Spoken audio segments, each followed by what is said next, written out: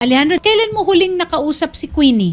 Maybe, kuwan yata, ma'am, last first week sa March, Gaano katagal kayong may relasyon? 3 years po. Doon sa 3 taon na yon, ilang beses kayo nagkita?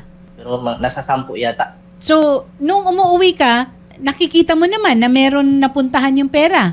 Wala po, ma'am, kasi nung first time ko lang kasi nakapunta din sa kanila, ma'am, last December po. Taga saan ba siya? Taga Pangasinan, ma'am. Magkano lahat-lahat, suma total, ang nabigay mo na pera kay Queenie? Ang napadala ko po sa kanya, ma'am, nasa 2.7 million na po. Hindi po yan kasali yung mga nalista po. Pero meron kang katibayan na napadala mo sa kanya, directly ba sa kanya yung pera o dumaan sa ibang tao yung pera? Direct po sa kanya, ma'am, may resibo po yan lahat, ma'am. Okay. Kasi sa nakikita natin dito, Shari, meron dito 30,000. 10 pesos ito ha, 15,000.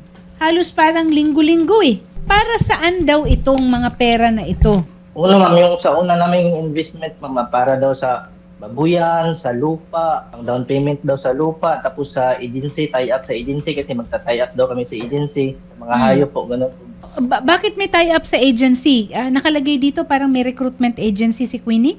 Yes, ma'am, yan po yung sinasabi, ma'am. Nagbigay ako ng 180,000 para daw sa tie-up namin.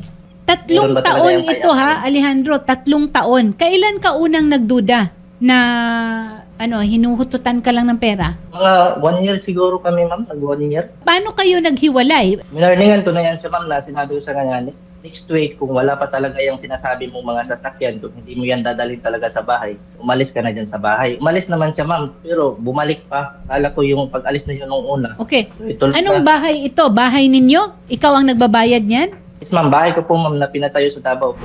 Magandang hapon sa iyo, Queenie. Ano ba ang nangyari sa pera na pinadala ni Alejandro sa iyo? Wala akong perang kinuha sa kanya, ma'am. Actually, may bahay kami, may negosyo kaming pinapatayo. Kung gusto niya ng kahihiyan, ma'am, bahala siya sa buhay niya. Pero sa korte na lang kami magharap, ma'am. Grabe na yung trauma at stress ko sa kanya.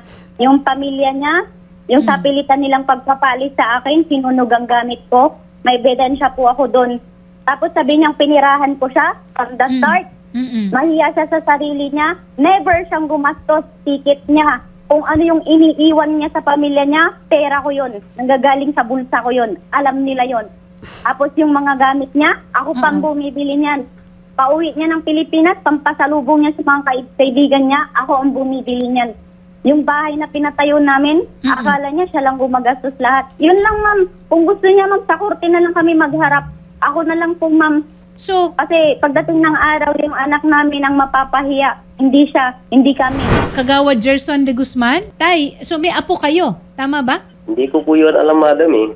Kasi ako po, madam, hindi ko naman sila tinitugbo kung hindi sila magtatanong sa akin. Kasi ano na sila eh, nasa ustong edad na nila. Sabi ko, alam na nilang ginagawa nila. Pero may apo kayo? Opo, dun sa unang asawa niya. Okay. Sa unang asawa, hindi ito anak ni Alejandro. Ang alam ko po, mayroon yata, pero hindi ko naman nakita.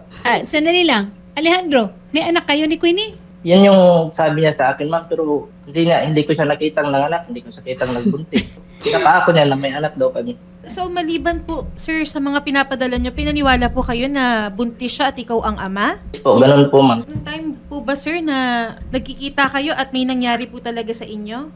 Yes pa, meron po, ma'am. Sakto Umuwi naman, po. sir.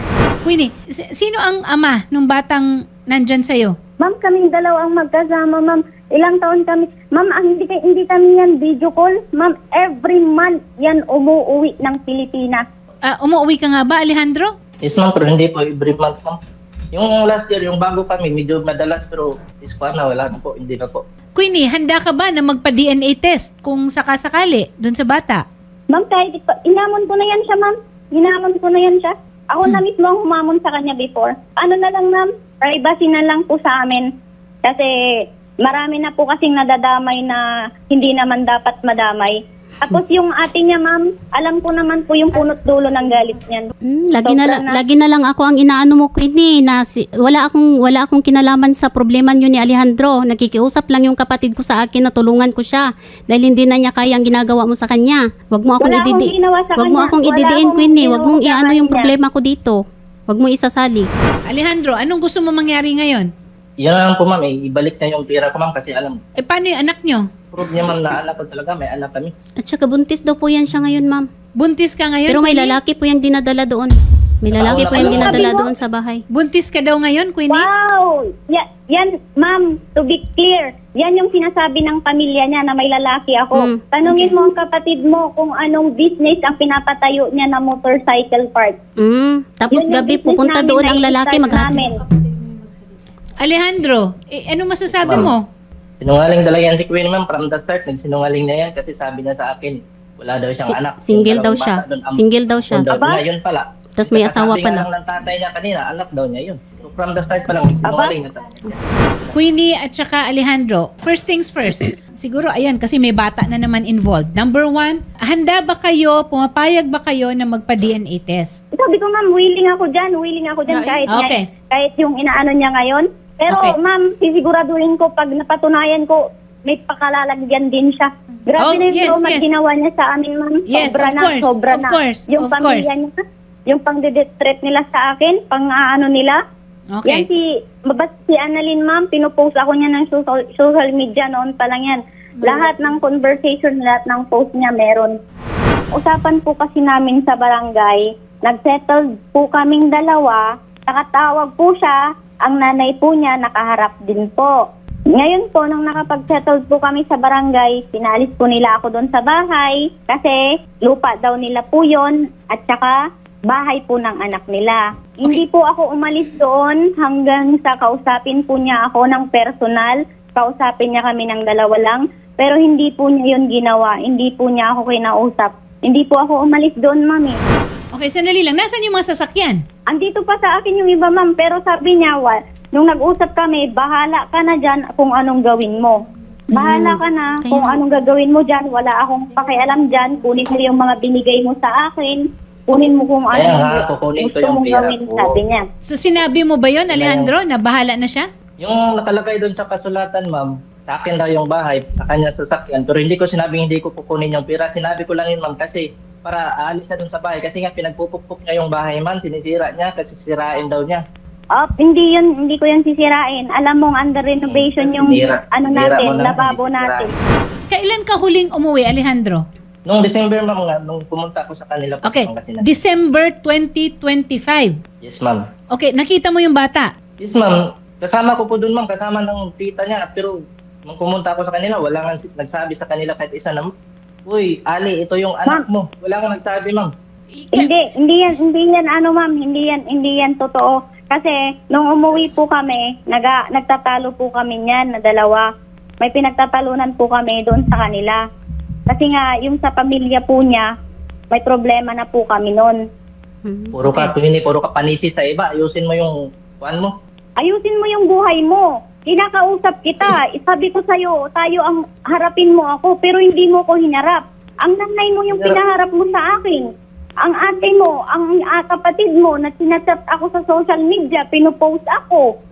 Sinabi ko na nga sa'yo bago kita pinaalis sa bahay, dalhin mo yun doon. Kung totoo man yung mga sinasabi mo, dalhin mo yan. Pero kung hindi, umalis ka na sa bahay. O ano ginawa mo? Ilang beses na po ako Para- nagmakaawa sa Opo, sir. kanya. Opo. Ako po ang nagsabi sa kanya noon na umuwi siya. Kahit ako ulit ang magbubuk ng ticket niya, kasi ako naman po talagang nagbubuk. Nakausapin lang niya ako, Sinungaling. umuwi siya. Kasi kung lalaki talaga siya, ma'am, kakausapin niya ako. Kasi hindi naman po kami naglalaro ng bahay-bahayan para makapagpatayo ng ganong kalaking bahay. Sir Ilang Alejandro, beses ko po siyang sinabihan na umuwi siya, mag-usap Apo. kami. Kailan Yun po lang kayo po. uuwi, Sir Alejandro? Hindi ko po alam kung makaka-uwi pa ako, ma'am, kasi ilang months na lang din kasi yung natira sa visa Apo, ko dito, ma'am. bigyan niyo po kami, sir, ng schedule po no, kung kailan po kayo makakauwi. Oo, And i-coordinate natin. Opo, samahan po namin kayo. Sa Davao po ba kayo, Ma'am Queenie, ngayon? Yes, ma'am. Apo. May inaayos po kasi yung mga ng Yes gamit po. namin. Eh. Samahan po namin Okay. kayo, Sir Alejandro, mismo sa Davao para po makapag-usap po kayo ng maayos ni Ma'am Queenie. Sa anak po ninyo, mapa-DNA po yung bata. Yung dun po sa kiniklaim nyo po na kailangan nating singilin. So, Yun po ang gagawin po natin, sir. Magharap-harap muna po kayo. Sumunod muna tayo sa proseso. Meron tayong reporter ngayon na nasa Davao. Nandun si Mary. So, kung may chance, ma'am, may message po kayo ni Mary para ma-coordinate na po natin yung sa DNA. Para once na umuwi na po si Sir Alejandro, meron na po tayo agad na Yes. mapag-uusapan po. Okay po Okay. ba, Ma'am Queenie? Sige. Ma'am, ang Sabi- pagkakaalam sabi ko, mo ma'am, na yung kung ano bata, dyan. ma'am, nasa- And Sir Alejandro, kailangan niyo pong umuwi dito. No? Umuwi muna kayo, sir, para makapag-usap po kayo ng personal kay Ma'am Queenie. Mailatag natin kung ano po yung mga dapat nating ayusin. Salamat po, magandang hapon po. Ma'am Queenie, thank you very much. Sir Alejandro, thank you very much. Huwag niyo pong ibababa yung line, kakausapin po namin kayo.